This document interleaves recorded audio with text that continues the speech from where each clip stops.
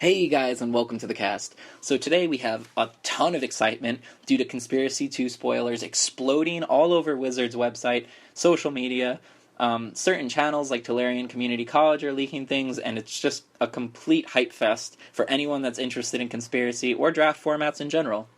So let's jump into the Mythics today, as they tend to be the splashiest and most exciting spells. So right off the bat, we have the face of Conspiracy 2, Queen Marchesa. Queen Marchesa is very cool. She has renounced her Grixis color identity to join the Mardu clan, so welcome to the best color combination, Queen Marchesa. Alright, Queen Marchesa is a 4 CMC 3/3. She is 1 colorless, 1 red, 1 white, and 1 black. She is a 3/3 with Death Touch and Haste for a human assassin. Her first ability is, when Queen Marchesa enters the battlefield, you become the Monarch. If you're unfamiliar with being the Monarch, the payoff for that is at your end step, you draw a card. There are also a ton of cards in Conspiracy 2 leaked so far that interact with you being the Monarch. So Queen Marchesa is one of the easiest ways to just, I play a card, I'm the Monarch, fantastic. Additionally, Queen Marchesa says, at the beginning of your upkeep, if an opponent is the Monarch, put a 1/1 black assassin creature token with Death Touch and Haste onto the battlefield. So, a classic Mardu mechanic is offering a choice to your opponent, which usually is a double-edged sword. They are both bad choices, and that's called a Punisher effect. Queen Marchesa, she allows you to draw cards while you're ahead, being the Monarch, but when you're not ahead, you're not necessarily drawing fresh cards, like actual cardboard, but you are accruing card advantage in the form of these rattlesnake assassins.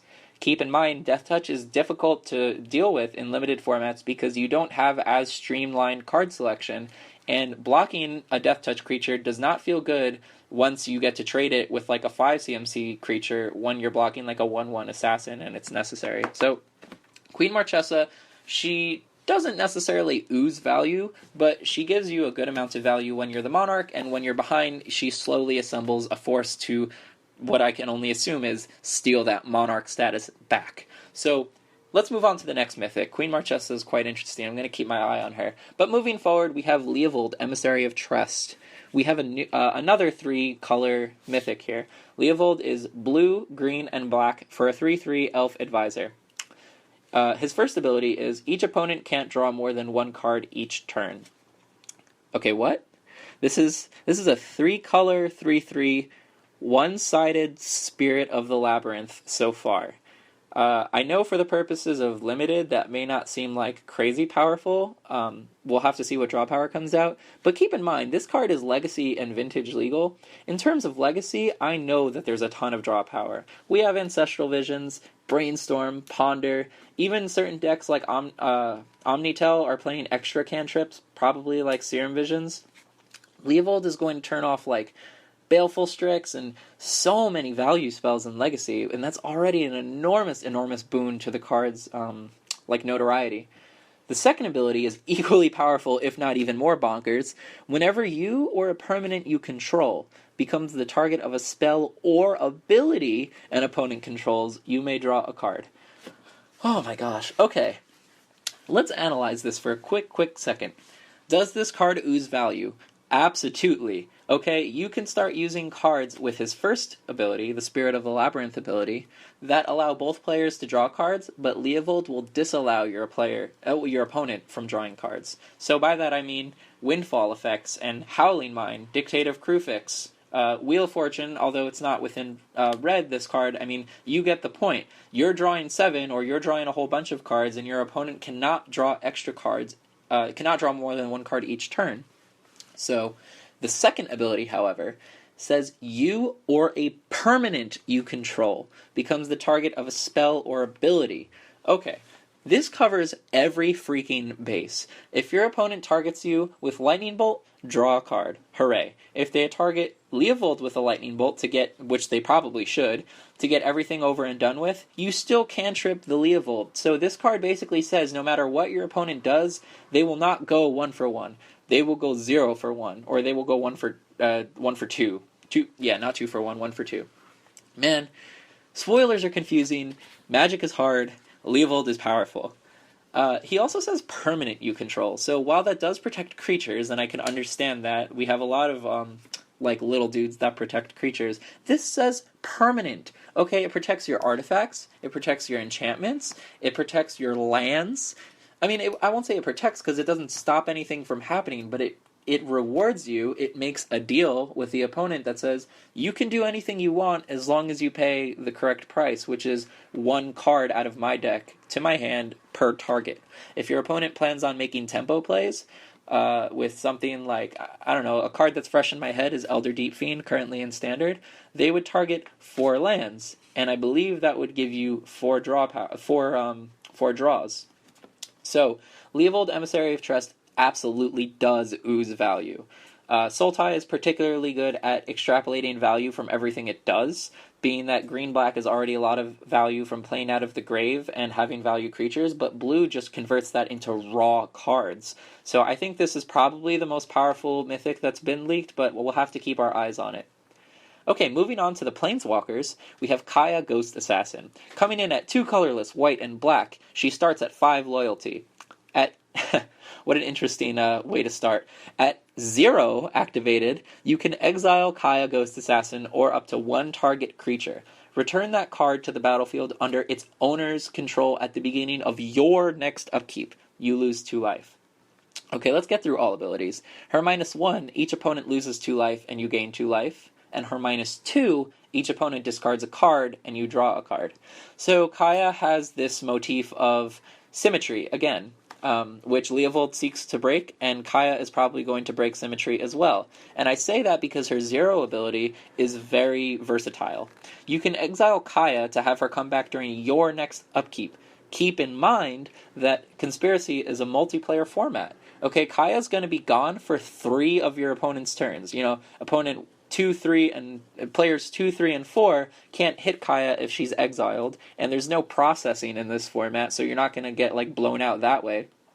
The downside is you lose 2 life. Okay, big deal. You can use the -1 to gain that life back while draining from all of your opponents. Kaya's -1 is definitely a solid way to have a finisher in a white-black or perhaps tricolor including Orzhov control strategy. Additionally, her last ability, each opponent discards a card and you draw a card, can quickly get the game state to a place where your opponents don't have enough resources to deal with her, and she is now accruing card advantage until she gets too low on loyalty that you 0 her and reset her loyalty back to her starting loyalty of 5. I think Kaya Ghost Assassin is a very novel design space, and I commend R&D for making this card seemingly very powerful. We're going to have to play it in Conspiracy. I don't think this card will start showing up in Vintage anytime soon, but who knows? Maybe there'll be a very interesting value-oriented black-white legacy strategy that wants to employ Kaya under their army. So we'll have to see where Kaya goes, but again, I want to compliment R&D for making a completely novel Planeswalker that fits so well with this Ghost Assassin theme. She's here, she's not here, she's paining you, she's taking resources away from you, she's very difficult to deal with. Although, I think the one flavor fail in Kaya Ghost Assassin is, I don't know if she's an assassin of ghosts, or if she is a ghost who is also an assassin, but none of her abilities actually assassinate anything. I guess you can 0 to get rid of a token, and that token is effectively assassinated, but hey man, I just have that very tiny bone to pick with R&D. Overall, they did a phenomenal job with this card. Also, shoutouts to making a person of color of Planeswalker. Like, I know we've had Teferi, but we've only had Teferi. And then we had the Snapcaster Mage reprint, which looks like a Brazilian soccer player, in my opinion. But it's really nice to see some more diversity in a game that's supposed to be all about fantasy and everything happening, and I think that we can get a little bit more imaginative than having, like, Daniel Day-Lewis looking like every Planeswalker that's printed. So, just shout-outs there, too. Okay, our next Planeswalker is Duretti Ingenious Iconoclast. And I learned today that Iconoclast means someone that attacks cherished beliefs or traditionally held values because they believe that those values are rooted in error. So it would be like... it'd be like if someone says bless you to someone that sneezed on the street, and then some atheist in a fedora turns around and goes, God isn't real! It's kind of what Duretti's up to. But, hey, that's not what his magic abilities actually do. Let's take a look. At red, black, and 1 colorless, Duretti is a 3-drop Planeswalker that comes with 3 loyalty. His +1 puts a 1/1 Artifact Defender onto the battlefield. Of course, a creature token. His -1 says you can sacrifice an artifact. If you do, destroy target artifact or creature. So it's similar wording to Goblin Welder and Duretti, the original Duretti's -2, which is you trade an artifact to destroy an artifact, or now using the black in Duretti's color identity, you can destroy a creature. So it adds a murder onto that ability. I think three-drop Planeswalkers have the potential to have crazy high power ceilings, considering how early they can come into play. I do not think Duretti is an exception. Let's look at his ultimate. Choose target artifact in a graveyard or target artifact on the battlefield. Put 3 tokens that are copies of it onto the battlefield. Bear in mind, Duretti's ultimate, it doesn't have to be your graveyard or on the battlefield under your control. So if your opponent, happened to draft the good artifacts that you wanted in your strategy for your own, Duretti -1s, you can still have those artifacts. You just got to get to your ultimate Duretti, and then seemingly have 3 Wormcoil tokens on the battlefield. Seems pretty awesome to me. I really like Duretti. I mean, personally, he's my favorite Planeswalker in Magic. It's a close second with Dak Faden, but I'm really happy to see Duretti enter the Conspiracy realm, and I think that this design space is also quite interesting, because Duretti, although he's gone within the Rakdos colors, he is of sane mind. He's not like Sarkhan the Mad, where he only ticks down until he kills himself. Duretti is supposed to be ingenious. He is one of the best artificers to ever exist in the multiverse. So it makes a lot of sense that he's angry at the Tolarian Academy for not allowing him in, and that he is aptly named an iconoclast because he wants to take down the institution of the Tolarian Academy, because their traditions are rooted in error. They're not all about the advancement of knowledge for knowledge's sake. They do have some inhibition of moral value and ethical value, which disallowed Duretti admittance to the Academy. So I think that R&D knocked this out of the park from a flavor standpoint, and it seems to be a very powerful Planeswalker coming in at 3 mana as well. Traditionally, Rakdos is not a color that is respected in Legacy unless it's paired along with green for that Jund Punishing Fire mid-range type strategy, but I would not be surprised to see some sort of Grixis combo deck working with Duretti as a Planeswalker engine to facilitate everything that it wants to do. So, let's move on to the blue Mythic. We actually haven't hit blue yet. So this is a really splashy card. It's called Confiscate Riches, and it was originally leaked in what I believe to be Japanese. Confiscate Riches is blue, and 7 for a 9 mana sorcery. This thing better be really powerful. It has Council's Dilemma, so let's see what this reads. Starting with you, each player votes time or money. For each player that voted time, take an extra turn. For each player that voted money, gain control of a permanent that player owns. And then you exile Confiscate Riches from your graveyard as it resolves. So, it sounds really powerful if you can resolve this card. The problem is, how are you going to cast this card and have it resolve at 9 mana if anyone else is in blue and they counter it? I know that there are going to be some other cards in the set that make casting sorceries easier, and there's already a 5-drop 4/4 or something, or a 3/3 that says you have to name a card, and when you cast it, you can cast that spell from your deck for free, meaning instant or sorceries. So that would be a great way to cheat out Confiscate Riches. Although I don't know if I'd be picking this card first, because at 9 mana it is a little bit difficult to actually cast. If you do resolve this card, you can multiple times you can time walk everybody, and you can start to take their powerful permanents. So I'm not really sure of what to think of this card, so I'm actually going to ask you guys, what do you think about the power level about Confiscate Riches? I'm not really a blue player at all, so it's hard for me to analyze this, so I definitely need the help of the community on this one. I'm going to move on to the last Mythic that's been spoiled, and probably the most interesting design space of them all, because it is a Mythic Conspiracy. This Conspiracy is called Sovereign's Realm, and has Queen Marchesa's gaze over Paliano, the conspiracy city. Sovereign's Realm is a really interesting card. First off, it says your deck can't have basic land cards, and your starting hand is 5. So, when you start reading a card and it says, okay guy, you can't have all of these things in your deck, you can't just run a normal deck. You know that this card is in for a power trip. Its next paragraph says, exile a card from your hand. This turn, you may play basic land cards from outside of the game. Alrighty then.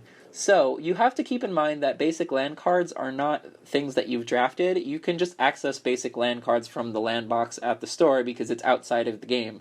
The mechanics on this card are similar to the wishes, insofar that the old Oracle texts on the wishes where you could just go get any card that someone owned in the building, but now they've eroded that to the sideboard. Sovereign's Realm does not work that way because it's just basic lands and it's not as menacing in that aspect. So let's move on to the last part, which explains why this card is good.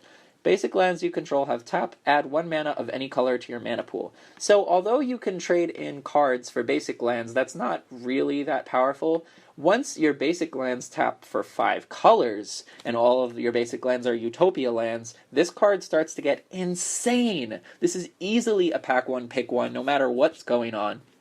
Okay, your deck doesn't have basic land cards and your starting hand is at 5. The first clause of that, you can't have basic lands, is totally irrelevant because you're accessing them anyway. They put your starting hand to 5 because this card exiles cards from your hand in exchange for lands, and they can't just having you do it. Like, they can't just have you be a better 5-color deck, fundamental strategy of trading in 1 card a turn for lands like your opponent without any more drawbacks, so they did take away 2 cards from you. However, I don't think that's a drawback really at all, because this allows you to draft 5-color good stuff consistently every time, being that you always start the game with it face up in the command zone. So, all you gotta do is draft some of the strongest draw power no matter what color it is, and you can make up for that loss of initial cards at the start of the game. I don't really see a reason not to play this card if you do find it, but if you guys are more in tune with the spoilers than I am, please let me know if I'm missing something that's a glaring weakness to it, but right now it just looks like this card enables you to draft the most powerful spells you can find. So I'm really excited to see how Sovereign Realms perform. And yeah, I think that's it. We have 6 Mythics spoiled so far. I don't know if there are going to be any more. I don't know if there are going to be rares that are even more powerful than our Mythics. We'll just have to sit by and find out. So I hope this has been informative for anyone that's following Conspiracy 2 as closely as I am. I am so excited for more spoilers.